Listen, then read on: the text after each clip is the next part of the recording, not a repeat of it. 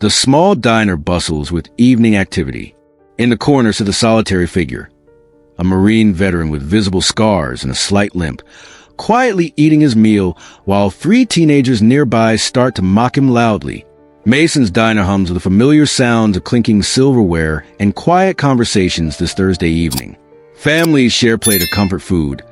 Couples lean and overshare desserts. And in the far corner, a man in his 50s sits alone.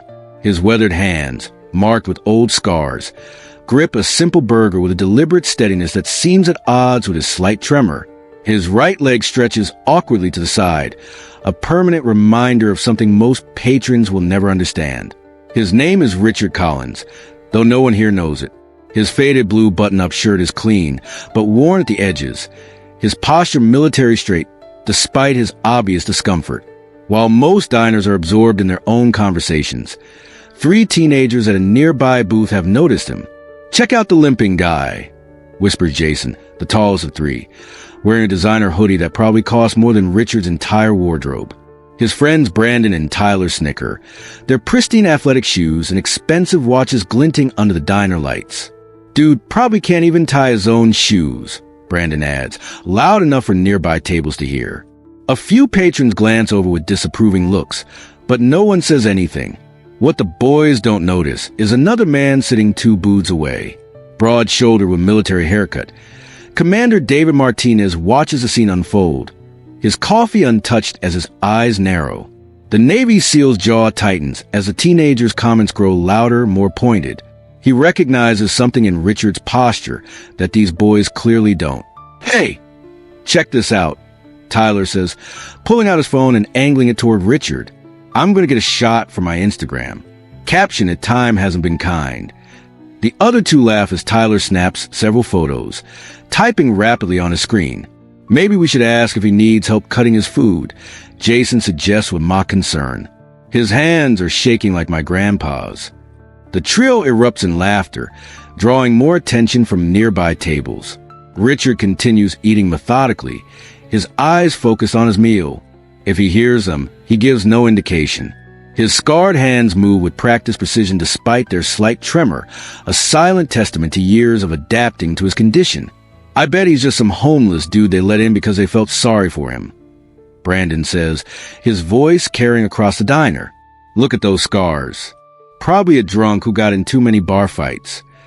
An elderly couple at a nearby table shoots disapproving glances at the boys before whispering to each other. A waitress pauses while refilling water glasses, her expression troubled, but she moves on without comment. Commander Martinez sets his coffee down slowly, his military-trained eyes missing nothing. He notices how Richard's shoulders tense almost imperceptibly with each comment, how his scarred hands grip his burger a little tighter. But it's the man's eyes that tell the real story. They hold no anger, only a weary resignation that suggests this isn't the first time he's been judged by his appearance. Tyler's phone continues to flash as he takes more photos. "This is gold. Already got 15 likes," he announces proudly. Asks him if he wants us to order him a drink. Jason suggests with a smirk, something that doesn't require steady hands. That's when Commander Martinez sees it. The small, almost hidden dog tags tucked under Richard's collar, momentarily visible when he reaches for his water. The sight of those tags changes everything. Martinez's military instincts kick in, and he makes a decision. These boys have no idea who they're disrespecting, and it's time they learned. "Hey, Limpy," Brandon calls out, his voice cutting to the diner's ambient noise. "Need some help getting to the bathroom?" Those tremors look pretty bad. Commander Martinez stands up in one fluid motion. Years of special operations training have taught him how to command attention without saying a word. He walks toward the teenager's table with measured steps, his presence drawing eyes throughout the diner. "Something amusing you gentlemen?" Martinez asks, his voice quiet but carrying an unmistakable edge of authority. The teenagers look up, their smirks faltering as they take in the commander's imposing physique and unwavering gaze. "Just having some fun," Jason replies, trying to maintain his bravado. "It's not a big deal." "Not a big deal," Martinez repeats, letting the words hang in the air. Taking photos of a stranger without permission, mocking his physical condition. "That's your idea of fun?" Tyler puts his phone down, suddenly less interested in his social media. "We were just joking around," he mutters. Martinez leans in slightly, his voice dropping even lower, forcing him to lean forward to hear him. "You think you know something about that man based on what you see, but you have no idea who you're disrespecting." Brandon shifts uncomfortably.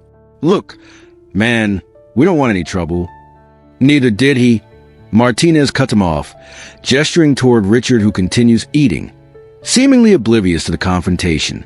But trouble found him anyway, in a place much worse than this diner. The teenagers exchange nervous glances as other patrons begin to watch the scene unfold. Martinez stands straight, military bearing evident in every line of his body. "I'm going to give you boys an opportunity," Martinez says, his tone making it clear this isn't suggestion. "An opportunity to learn something that will serve you better than those expensive sneakers or that fancy watch." "What's your problem, dude?" Jason asks, trying to reclaim some authority, but sounding more uncertain than confident. Martinez's eyes lock onto Jason's. "My problem is watching 3 privileged young men mock a Marine who sacrificed more before breakfast 20 years ago than you'll likely sacrifice in your entire lives." The diner falls silent. Even the cooks peer out from the kitchen, sensing something significant is happening. Richard finally looks up from his meal, his eyes meeting Martinez's in a moment of silent recognition between warriors. "You have no idea who that man is," Martinez says, "but you're about to find out." Martinez turns to address the now silent diner, his voice carrying the weight of someone accustomed to briefing troops before combat. "That man sitting there," he says, nodding toward Richard, "is Sergeant Richard Collins, United States Marine Corps, retired. He's not shaking because he's afraid or sick. Those tremors are the result of nerve damage he sustained during Operation Phantom Fury in Fallujah." Richard straightens slightly in his seat, his eyes revealing a mixture of surprise and something deeper, perhaps appreciation that someone recognizes his service. Sergeant Collins earned the Purple Heart and the Bronze Star with Combat V for Valor. Martinez continues. "You know why his hands shake? Because he held a compression bandage on his radio operator's neck for 4 hours after their convoy was hit by an IED. He didn't let go even when secondary explosions sent shrapnel into his own body." The teenager's expressions change from embarrassment to shock as Martinez's words sink in. Brandon's eyes drift to Richard's scarred hands, seeing them differently now. "That limp you were so quick to mock? That's what happens when you throw yourself over a wounded fellow Marine as mortar rounds rain down. He lost half his calf muscle and took shrapnel that's still in his leg today." Richard sets down his burger and slowly reaches into his shirt, pulling out his dog tags and a small, worn photograph that he places on a table in front of him. The image shows a group of young Marines, arms around each other's shoulders, desert camouflage dusty, but smiles wide. "I was there," Martinez says more quietly. "I was part of the SEAL team that extracted their platoon when they were surrounded. There were supposed to be 12 Marines coming out. Thanks to Sergeant Collins, we evacuated 11 alive, instead of just 3 or 4. He carried 2 of his wounded men over 400 meters under enemy fire with that same leg you think is so funny." A waitress near the counter wipes tears from her eyes. The elderly couple who had noticed the teenagers earlier are now standing, as if out of respect. Richard finally speaks, his voice steady despite his trembling hands. "You don't owe me anything," he says, looking directly at the teenagers. "Not your thanks, not your respect, not your silence. I didn't serve for recognition." He turns the worn photograph around so they can see it better. "I serve for them, for their families, for your right to sit here and laugh, an old Marine with shaky hands." His voice doesn't carry anger, only a profound weariness. But maybe think about this. Every tremor in these hands, every painful step with this leg, they're reminders that some of my brothers never got to grow old enough to be mocked at a diner. The impact of his words is visible on every face in the restaurant. Tyler's phone sits forgotten on the table. Jason stares at his expensive sneakers. Brandon's eyes remain fixed on the photograph of young Marines who face horrors he can barely imagine. The silence in the diner feels heavy, laden with emotions too complex for words. Finally, an elderly man from the couple's table stands up and walks over to Richard. Marine, I served in Vietnam, he says, offering a respectful nod. 25th Infantry Division. Thank you for your service. Richard nods back, a silent acknowledgement between warriors of different generations.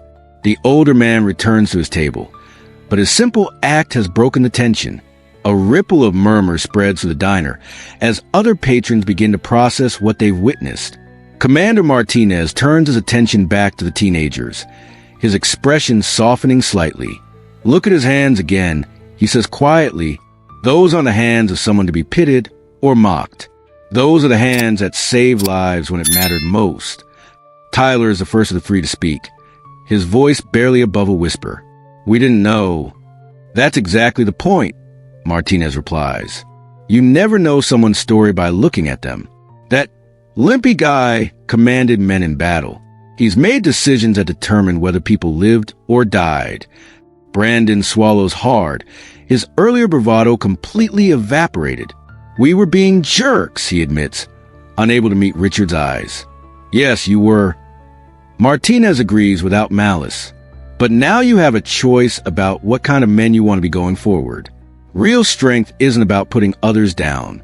It's about lifting them up, especially when they've carried burdens you can't imagine. Jason, still struggling to find words, finally looks directly at Richard.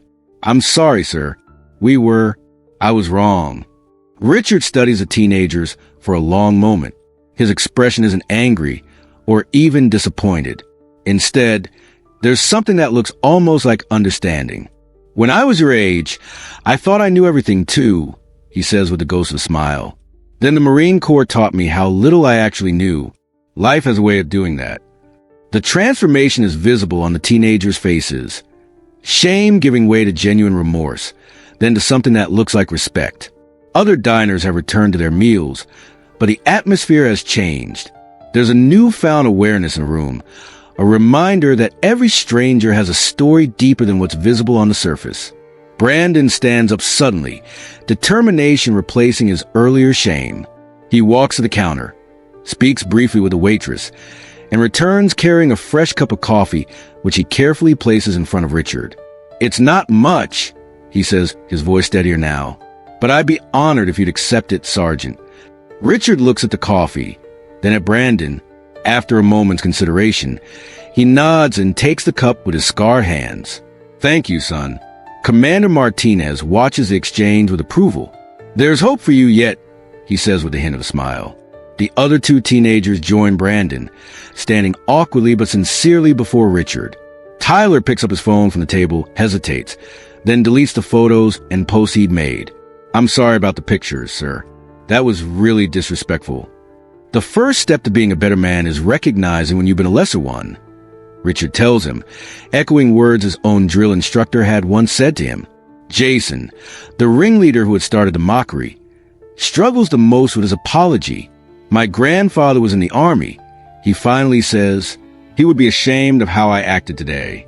I am too. Richard gestures to the empty chairs at his table. Sit down for a minute, he offers, surprising everyone, including himself. After a moment's hesitation, the three teenagers sit. Let me tell you something about the men in that photo, Richard says, pointing to the worn image of young Marines. They came from all walks of life. Some had everything handed to them. Others had nothing. But in the core, none of that mattered. What mattered was character. As the teenagers listen, Richard shares not war stories, but lessons about brotherhood, sacrifice, and respect, values that transcend military service. Commander Martinez joins them, adding his own perspective. What began as cruel mockery has transformed into a moment of unexpected mentorship. The diner has returned to its normal rhythm, but at this table, something profound is happening, a bridge being built across generations and experiences. As the teenagers leave the diner, their posture changed, their understanding deepened. We're left to wonder how many veterans walk among us, their sacrifices invisible to our untrained eyes. Inside, Richard glances at Martinez. Think it made a difference? Martinez nods. Sometimes the most important battles are fought with words, not weapons. The truth is, respect isn't earned through uniform or rank, but through understanding the stories behind the scars we see and the ones we don't. every trembling hand, every limping step carries a history we might never comprehend. Tonight, 3 teenagers learn that mockery reveals nothing about its target, but everything about its source. They discover that true strength lies not in tearing others down, but in recognizing the quiet heroes who walk among us. What about you? Have you ever misjudged someone before knowing their story? How might our world change if we approached each stranger with curiosity instead of judgment? If this story touched you, please share it with someone who needs this reminder. Leave a comment about a veteran who's impacted your life, or simply like this video to help others find it. Subscribe for more stories that challenge us to look beyond appearances. And remember, sometimes the greatest heroes are the ones we never notice until someone helps us truly see.